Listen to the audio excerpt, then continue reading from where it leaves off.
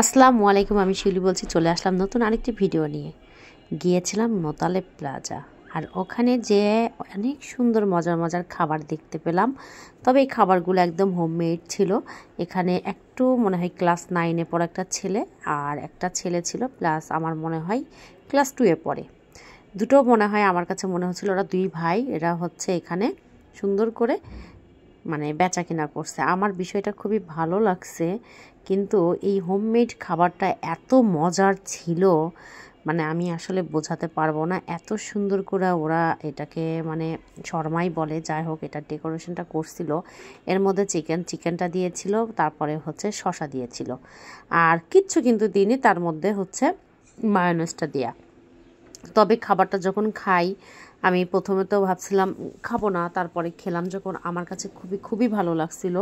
আর ওদের খাবার খেয়ে খুবই ভালো লাগার পরে সামনের দিকে গেলাম, যে দেখি ইনি হচ্ছে কি বলবো, চিজ দই বিক্রি করছে।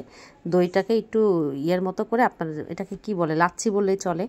যাই হোক, এই লাচ্ছিটার মধ্যে ওরা হচ্ছে চিজ দিল। তা আমি ওনাকে জিজ্ঞেস করলাম, আপনার তো এখন একটু শীত শীত, গরমকালে আসলে আপনার এটা খুব বেচা কিনা হবে। উনি আমাকে বললো, আপু আমার জন্য দোয়া করবেন।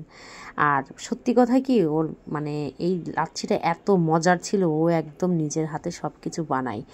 আর এই পিচ্চিটা দেখছেন, পিচ্চিটাও এখানে খাচ্ছে।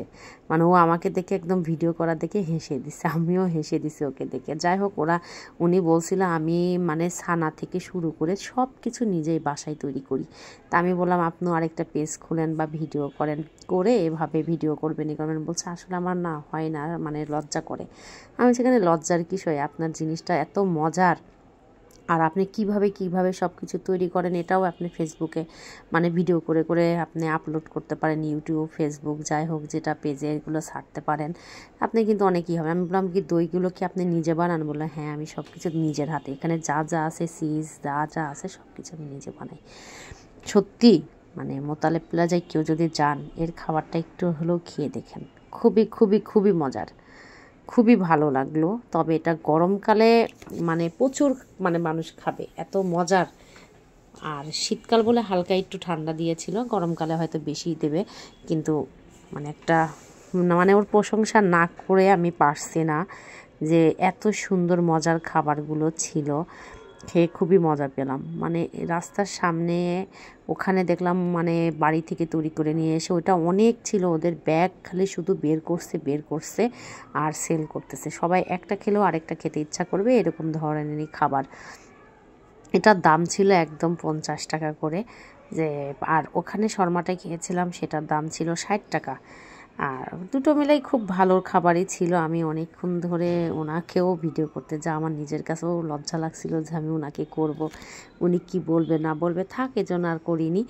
আর উনি কিভাবে এগুলো তৈরি করছিল, কিভাবে দিচ্ছিল, আমি এগুলো মোটামুটি সব কিছুই করছিলাম দাঁড়াই। আর আমি যখন খাচ্ছিলাম, আমি একটু ঠান্ডা কম খাই, তার জন্য আমার একটু টাইম লাগছিল, একটু ধীরে ধীরে খাচ্ছিলাম। আর আমি দেখছিলাম কিভাবে উনি কিন্তু একটার পর একটা বানাই যাচ্ছে, উনি কিন্তু একটু বসে নেই। তবে উনি বললো, আমি এখানে জব করি, আগে জব করতাম, এখন এটা করি। আমি যে খুব ভালো উদ্যোগ হচ্ছে আপা, আমি অনেক কিছু বানাতে পারি, ছানা থেকে মিষ্টি থেকে শুরু করে যাবতীয় যা আছে সব আমি পারি। ভালো লাগলো ওনার কথাটা শুনে, যে উনি সব কিছু তৈরি করতে পারে। তবে হ্যাঁ, অনেক স্বাদের জিনিসটা।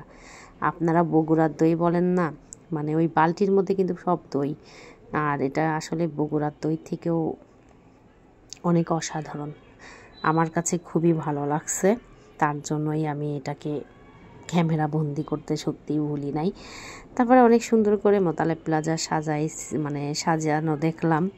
তো আশপাশে সব কিছুই সারিবদ্ধভাবে সব কিছুই ওরা বিক্রি করছিল। এদিকে পিঠা, ওইদিকে এটা, এক এক জায়গায় এক একটা ধরনের জিনিসপাতি সব কিছু এরকম বিক্রি করছিল। সবাই খাচ্ছে এখানে, এই অনেক লোকজনই ধরলাম, দেখলাম সবাই কিনছে, খাচ্ছে, একটা খেয়ে সে আরেকটা খাচ্ছে এভাবেই। যে এখানে একটা ভাই দেখছিলাম, উনিও দেখলাম নিয়ে খাচ্ছে। আর সব মিলিয়ে আমার কাছে খুবই ভালো লাগলো। আপনাদের কাছে কেমন লাগলো অবশ্যই জানাবেন। আর ভিডিওটা যদি ভালো লাগে অবশ্যই লাইক, কমেন্ট, শেয়ার করে পাশে থাকবেন। আমি ওইদিকে যে ওই ওদেরও দিকেও চেয়ে চেয়ে দেখছিলাম যে ওদের শর্মাগুলো মানে কত দূর। আমি দেখি কিছুক্ষণ পর শেষ হয়ে যায়, ওরা প্যাকেট থেকে আবার বের করে ঠিক ওইভাবেই আমি দাঁড়িয়ে দাঁড়িয়ে যাই হোক দেখছিলাম। তবে আজকের মতো এখানেই বিদায় নিব, আবার অন্য দিন চলে আসবো আরেকটা ভিডিও নিয়ে। আল্লাহ হাফেজ।